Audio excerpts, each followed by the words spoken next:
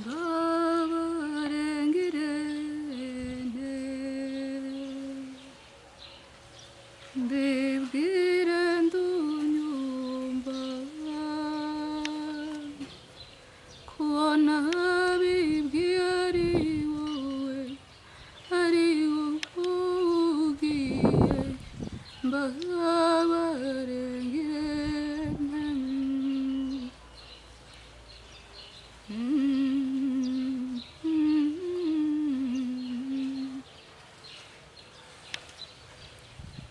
amazina yanjye nitwa Gatesi Diane, naho mama yitwa Mukobwajana Anonsiyata,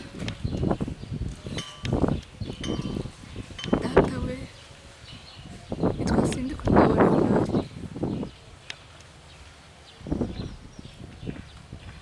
Kera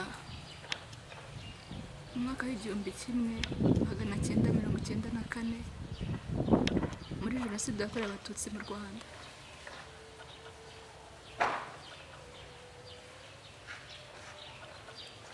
ubwo imiborogo yacuraga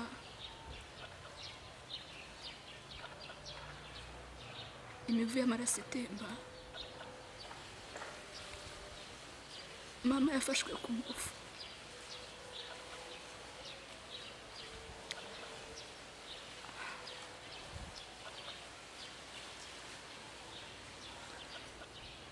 Haciye iminsi myinshi nibwo naje kuvuka.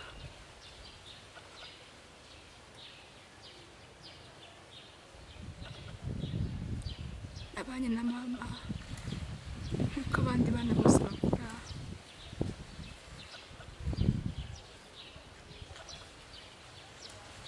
ariko nta gihe nigeze numva mama ampamagara ngo mwana wanjye, cyangwa nyishimira nk'abandi babyeyi, cyangwa ngira icyo nkora ngo mama akishimire. Namaze igihe kinini muri icyo gihirahiro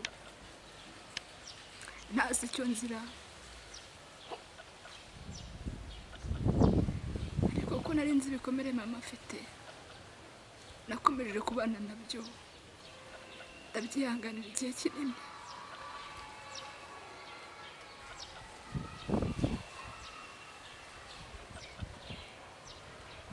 Twageraga mu kwa kane mu gihe cyo kwibuka, icyo gihe sinaraga mu nzu.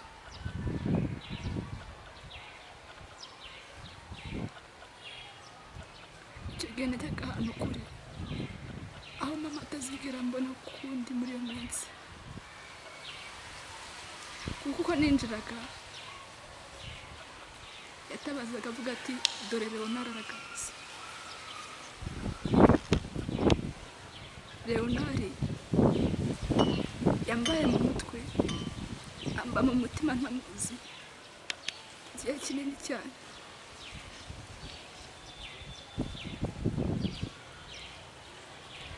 Aje kujya amashuri yisumbuye, njya kwiga kuri mama kugira ngo ndebe ko asi yakomeza gutuza. Gusa mama yaje kurwara, mama yararwara aremba pe, ararwara, ariko ko namugera iruhande buri gihe yifuzaga kundeba mu maso. Yatakaga cyane n'ijwi rirenga,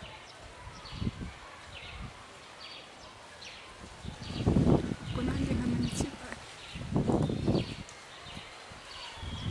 Ubwo nageragezaga kumubaza amakuru ya Leonard, nibwo yarushagaho kuremba. Ntabwo nari nzi ikintu na kimwe nakora rero, nta n'umuntu nari mfite hafi ngo basi mbe namuganyira ngo bashe kunyumva ko byari bigoye. Mama yaje kurwara araremba. Umunsi umwe naje kumva ijwi ntigeze numva mu buzima bwanjye.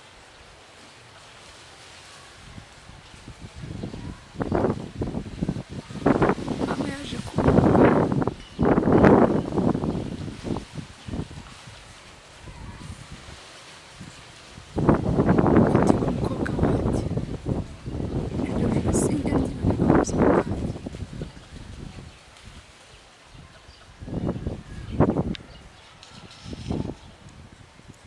mwegereye arambwira ati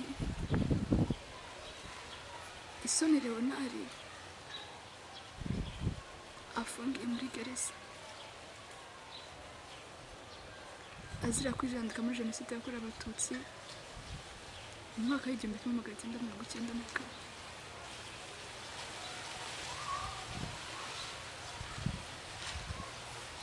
Nta kindi mama yambwiye,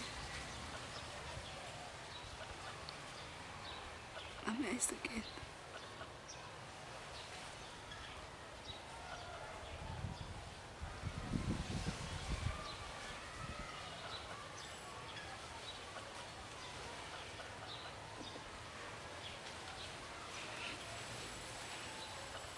Mama yagiye nta kintu mumariye, gusa nanjye ntacyo nari ntumira.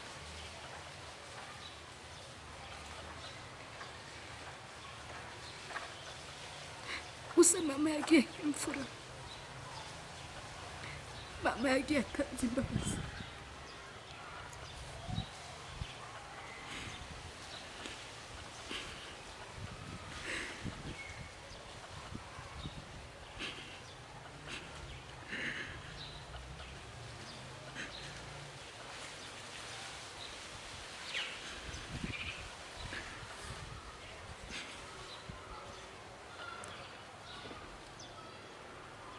Mama yagiye ngeze ahantu heza, ndi kuvuga ati ibikomere afite kuko maze kubisobanukirwa nzagira icyo nkora. Ariko mama yagiye nta kintu na kimwe gusa, icyo ni igikomere ngendana mu buzima bwawe, nta nubwo nsigaye nzagitura.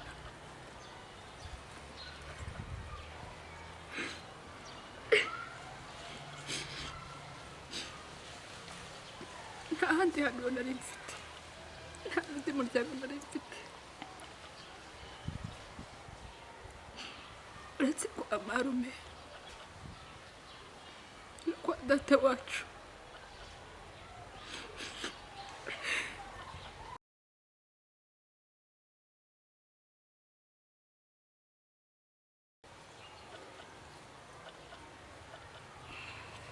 Nagiye kwa data wacu nari nzi ko ariho ndabona ubuhungiro,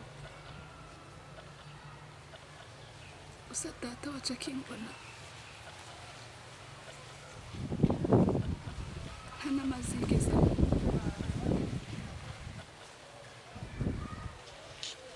yanyirukaniye ku rembo ati mfite amaraso y'inzoka anembera mu mubiri, ambwira amagambo akomeye.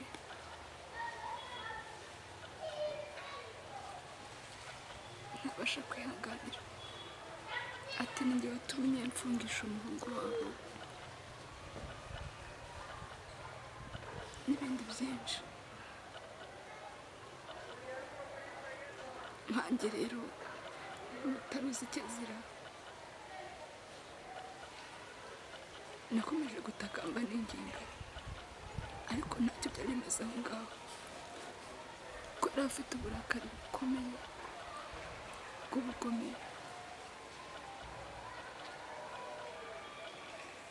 Naravuze ati kanjye kwa marume.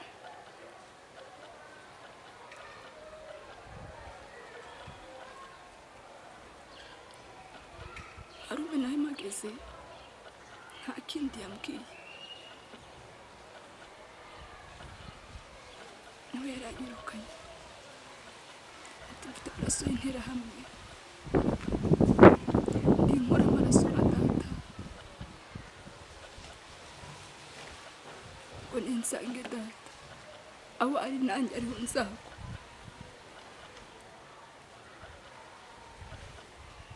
Data sinigeze mubona, ariko abantu bose aho nanyuraga bambonamo data. Nta cyiza nigeze nkora basi abantu bakishimira. yaranyiruka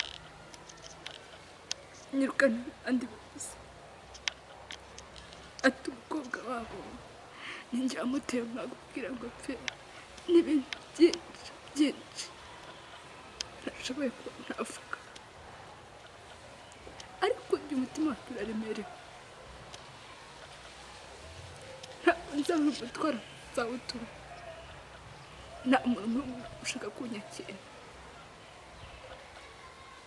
aho njya batinera hamwe inkura amaraso najya ahandi undi icyo ntazi ndi ibintu byinshi, none njye ndi basi sinshoboye ngo ndabe umuhutu nk'uko babimbwira mbiyo nkora amaraso, sinashoboye mbaye umututsi, basi nihanganire ibyabaye nk'abandi bose, ndaho ndi mu cyaragati ntabwo nzampagaze, basi nditwa nde ko nta zina mfite, ntabwo nzi icyo nakwitwa ngaho, nta muntu ushaka kunyakira, none ubwo se